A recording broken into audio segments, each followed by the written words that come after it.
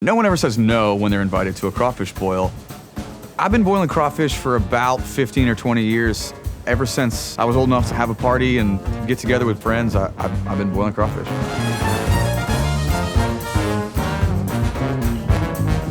My name is Trooper Bruce. I live in New Orleans and I grew up right here in Mid-City. Trooper and I went to high school together, and we became roommates in college. We were the first two guys out of our group of friends who started boiling. Trooper's dad had the equipment, and so we ended up just being the two boiling buds. I'm Tom Suter. I live in New Orleans.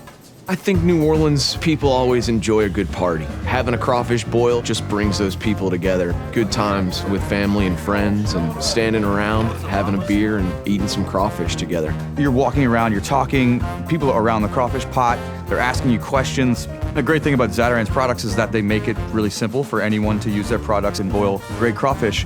So you start off with a 100-quart pot. That's a pretty standard sized pot, and you fill it up about halfway with water. And the Zatarain's boil that we're using today, just dump the container in there, bring that water up to a boil, get those flavors moving around in there, throw the potatoes and the garlic, some sausage, some onion, some celery, boil that for about 15 minutes, bring those crawfish up to a boil.